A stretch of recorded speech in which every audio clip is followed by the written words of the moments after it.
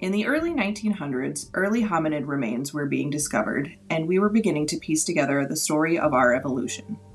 There were still questions of when our human ancestors diverged from our ape ancestors, until one fateful discovery. Could the missing link have been discovered in England?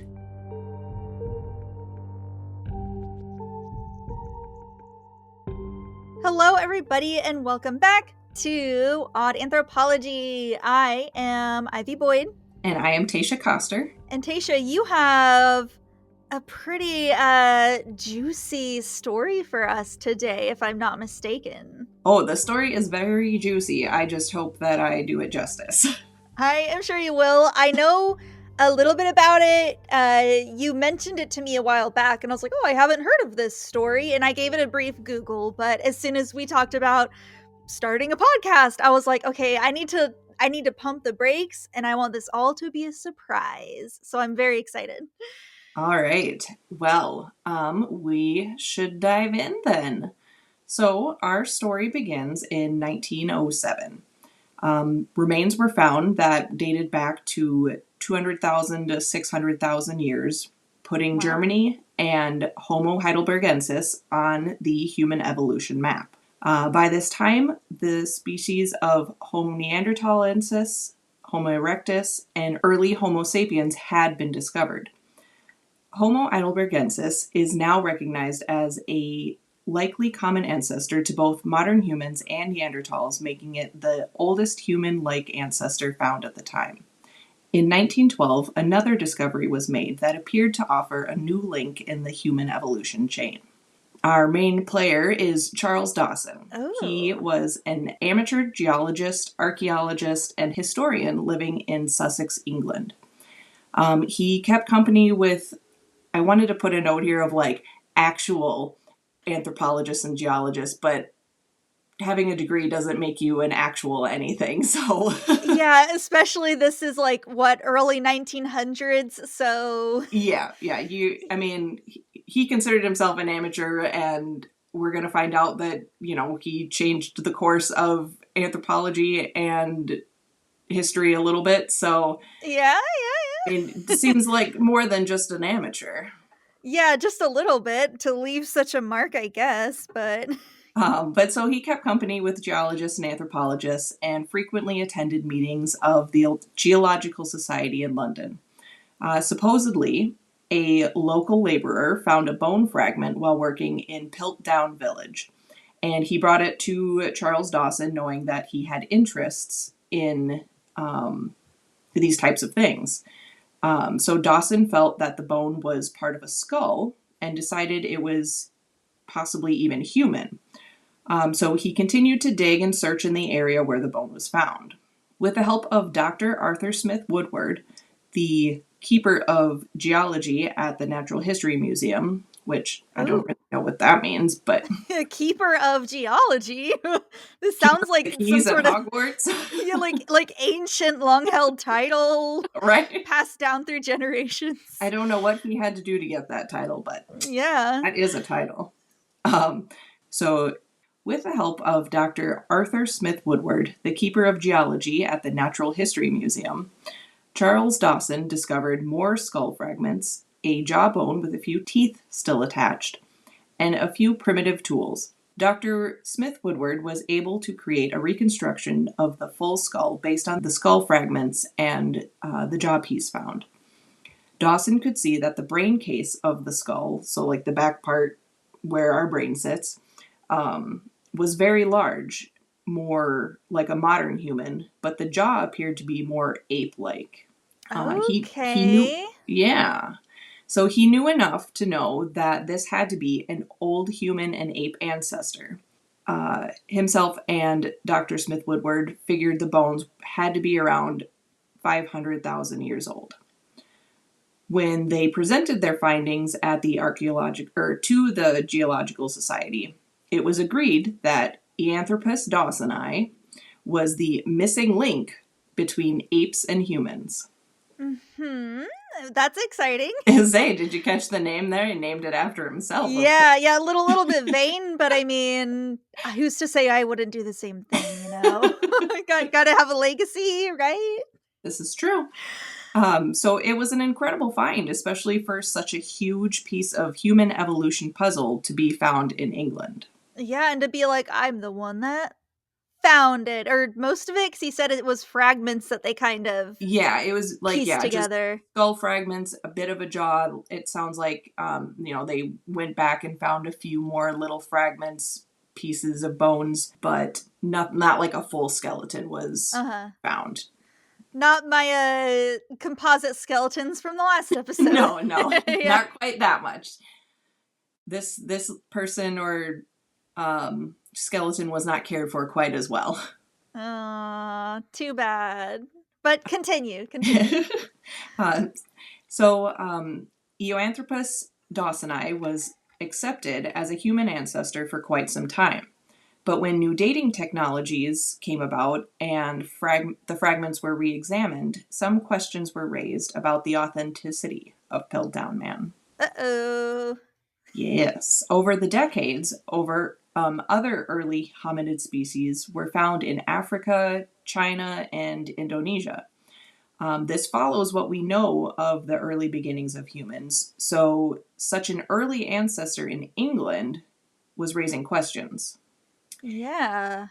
In 1953, fluorine testing was a new way to determine the age of bones. So, by determining the amount of fluorine found in bones, scientists could determine how long the bone was in the ground. The longer a bone is in the ground, the more fluorine it absorbs from the groundwater in the soil.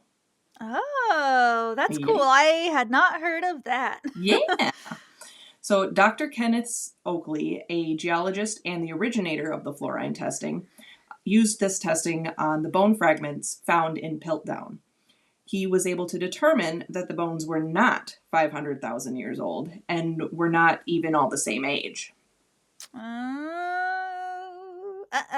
Well, honest mistake, maybe? And just a quick little note, I'm about to say something and it's somebody's name, so please remember that and only giggle a little bit. Uh-oh, okay. So Dr. Oakley was joined by Dr. Joseph Weiner, a bioanthropologist.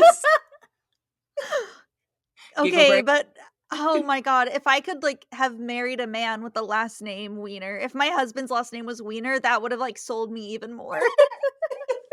I would've changed my last name. Oh. All right, giggle break done. We're serious again. So he is a bioanthropologist and human anatomist Wilfrid Legros Clark. Okay. It's no Wiener, but okay. No, and I'm not sure on that. That might be mispronounced. And I mean, to be fair, Wiener might be like German. It might be Wiener or, Is there an IE or an EI or is it two EI. E's? Okay, so it could be Wiener Okay, in German. yeah. Sometimes it's Vi. Who knows? I like Wiener. The problem of reading, you read what you know and you read it in your head as what you know, so you don't always say things correctly. So I do apologize to any of these people, even if they're dead. I apologize that I am mispronouncing their names. But so, Dr. Oakley was joined by Dr. Joseph Weiner, a bioanthropologist, and human anatomist Wilfrid Legros Clark, to further dissect this once groundbreaking find. Using their expertise, Dr. Weiner and Legros Clark determined that the skull fragments and jaw piece were from two different individuals. Not only that, but the jaw wasn't even human. Oh. It was from an ape. How'd that get there? They also found that most of the objects found at Piltdown were stained chemically in order to appear older, as though they were stained by the local soil. So, Eoanthropus dawsoni, the Piltdown Man, had been a hoax. They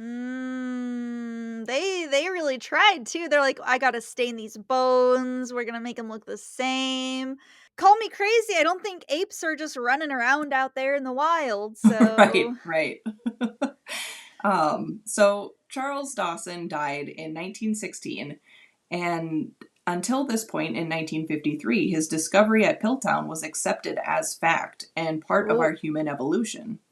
He died believing his find had added England to the story of humanity. He would have been 89 at the time that the hoax was uncovered. And so I'm curious, if he had been alive, I wonder what he would have said. Yeah, would he just been like, "Up, the jig is up." Oh, you got me. Yeah, you got me. Oops, he was just playing a little joke. He's just joshing around. One of the greatest things about anthropology is that we're always discovering new finds that change what we know. Our story is always expanding, living alongside with us. So as we learn new technologies and tests, we can look back on older findings to gain new insights on what we thought we had already known. This is what happened in 2009. Isabelle de Groot, a paleoanthropologist, began applying new modern testing to the Piltdown bones. She was able to confirm that the jaw was actually from an orangutan, and the teeth had scratch marks on them that they were able to confirm were like filings to make the teeth appear more human. So, Okay. you said he really went all out on this. Yeah. Wow. Okay, so this wasn't a whoopsie, like, this part of a ape bone happened to be near this skull, and oops, I thought they belonged together. Yeah. The Yeah. pieces are pointing not that direction. Uh-huh. She also determined that while the human bones found were thicker than modern bones, and that's usually a quality found in older hominid bones, they were determined to still be within modern human variation. So one of my favorite ways to explain what this means was told to me by one of my favorite professors in college. And basically, think about how it would look if Danny DeVito was buried next to Shaq. Okay. Future anthropologists might think that the skeletons found were from two different species. Yeah. But we know that there can be a wide variety of differentiation between humans. We all look different. And so that's human variation. That just made me think that, someday we're going to lose Danny DeVito, RAP, and so what a sad thought. Yeah, sorry to make everybody sad and didn't mean to bring you down. Yeah. Just that extreme variation was it stood out to me as oh yeah, that definitely makes sense. Of course, yeah, if you found those two bones next to each other, you'd be like, wow, what happened here? Yeah. So de Groot, she found that there was also a putty over pretty much all of the bones. And in the hollows of any bones, if there were cracks or any parts that were hollow, they were filled with tiny pebbles. And de Groot believes that this was done to add weight to the bones to make them to appear to be from an older hominid. So again, thicker, heavier bones are usually associated and qualities found in older hominid ancestors. Wow. They really thought of everything for this, I guess. That's why it worked. Why people were fooled for so long. So the Piltdown Man is definitely a hoax.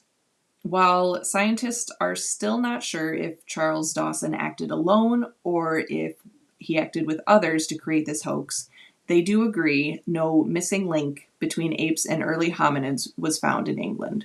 So why might Charles have created such a hoax in the first place? Oh, I'm gonna guess not good reasons. Yeah, I kind of had to stop myself from really going too hard into the colonizer empire-ness of England, because if we ever get any English listeners, I don't want them to not like us. I mean, listen, the state of things in America right now, they don't like a lot of us either. Oh yeah. Anybody listening outside, sorry. Help. Yeah. Yeah. But yeah, so why might he have done this? As I had mentioned at the beginning of this episode, Dawson saw himself as an amateur geologist, archaeologist, and historian. He wanted to fit in and be a part of the science community, but also be taken seriously. Would you be surprised to know that the Piltdown Man is not Charles Dawson's only forgery? Oh, well, okay, I guess that makes sense. Nothing as big as this. Just, Yeah. fossils that I wouldn't be surprised if I couldn't really find anything specific, but I wouldn't be surprised if they were like, oh, Charles Dawson has a fossil of a unicorn. Oh my gosh, yeah. That's that's like the route that it seemed like he was going. Yeah, he wanted the notoriety and he would do it at all costs. Yes.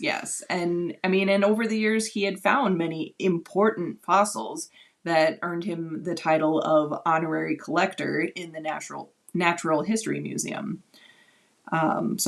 He did get what he wanted in a way, and he did go down in history, but not maybe in the way he really wanted. Yeah. In his search for notoriety and fame, Charles Dawson created one of the biggest hoaxes in history. And I think it's important that we do still talk about it today, even though it's not like that. Eoanthropus dawsoni is not actually a part of our Us. human evolution. Sorry. Yeah, brain just stopped working there for a second. So I have a quote from Isabel de Groot that I think is a good note to end the story on.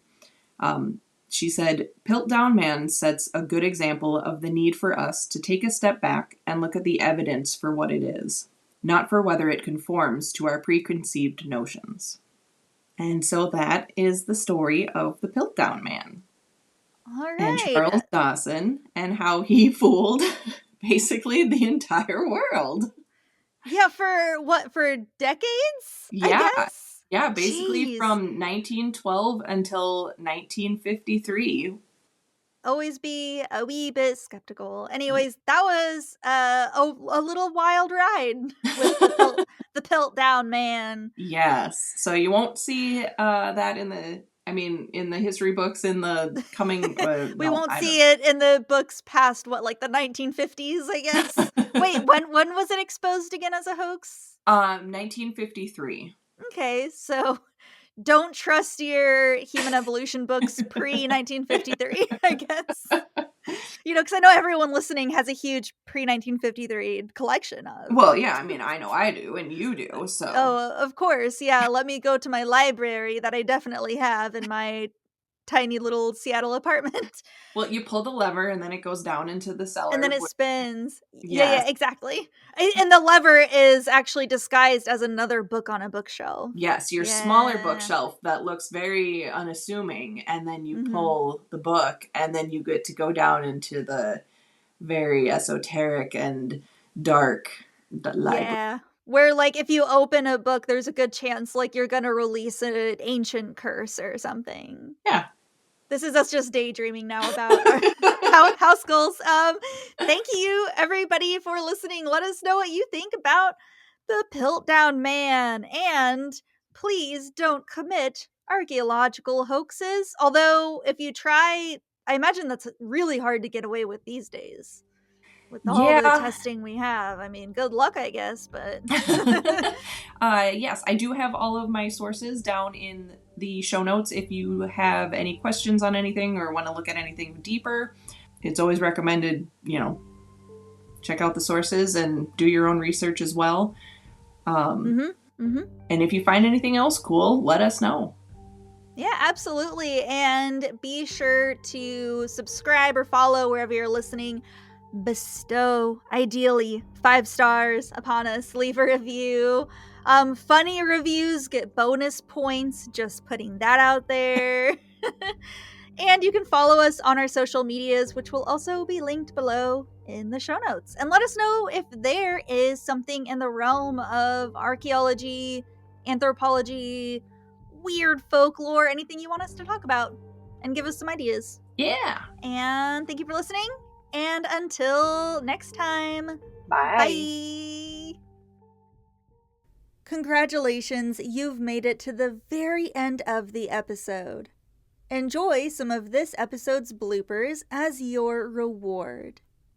Man, I wish I would stop saying before everything or so. My problem is I say like Mm. all the time. I have to cut out so many likes. Like, oh, do you want to mention your notes, sources, Oh, yes. sources, and show notes? I was like, what um, are the words to this?